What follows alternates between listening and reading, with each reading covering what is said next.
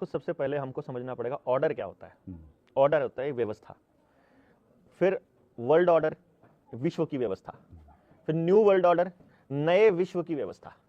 ये पूरी दुनिया को एक नए तरीके से घड़ने के लिए कुछ लोगों ने अपने हिसाब से चलाने के लिए एक डिजाइन तैयार किया है कि आने वाले वक्त में हम पूरी दुनिया को ऐसे चलाएंगे।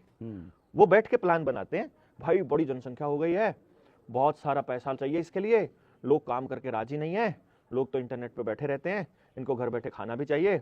कभी कोई आंदोलन कर लेता है, कभी कोई आंदोलन कर लेता है, कभी कुछ हो जाता है, कभी खाने की कमी पड़ जाती है, एक जगह पर गरीबी बहुत ज्यादा है, एक जगह पैसे बहुत ज्यादा है, एक आदमी पैसा कम खर्च कर रहा है, एक ज्यादा कर रहा है, एक के पास तो बड़ी सारी गाड़ियां और बड़े सारे प्लेन और अपने अपने जहाज और बहुत सारा ऐशो आराम है, दूसरा कहीं गरीबी है। तो हमको ना पूरी दुनिया में एक ऐसी व्यवस्था बनानी चाहिए जहां पर हमको सबके लिए सोचना हो, और उसके लिए हमको कुछ डिजाइन बनाना पड़ेगा और सस्टेनेबल डेवलपमेंट प्रोग्राम सामने रखकर पूरी दुनिया को यह बताने की कोशिश कर रहे हैं कि हम तुम्हारे लिए एक नई व्यवस्था बनाने की कोशिश कर रहे हैं। उसमें ना तुम जो ये लोग चीजों पे कब्जा करके बैठे हो ना, जैसे तुम कहते हो ये मेरी जमीन है, ये मेरा गांव है, मेरे बच्चे हैं, ये सब तुमको छोड़ना पड़ेगा।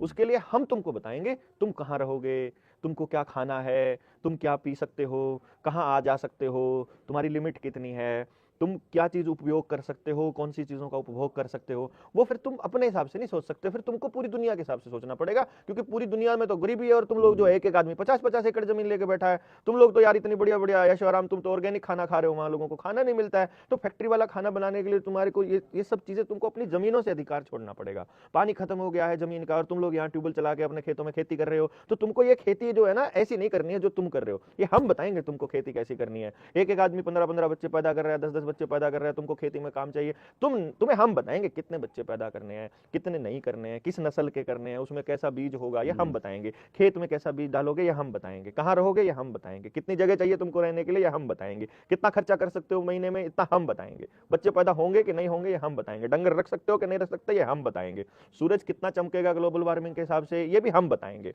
तुम मतलब पैदा होने से लेकर मरने तक और सुबह से लेकर रात तक तुम क्या करोगे, तुम्हारी जिंदगी कैसे चलेगी, ये हम बताएंगे। तो हम पूरी दुनिया के लोगों को एक ऐसी व्यवस्था में डालना चाहते हैं जहां आदमी के पास अपना कुछ ना हो, बल्कि वो पूरी दुनिया के हिसाब से तय करे, और इसी को उन्होंने नए वर्ल्ड ऑर्डर का नाम दिया है। ये तो फिर डॉक्टर साहब अभी मतलब गुलाम बंदा हो गया।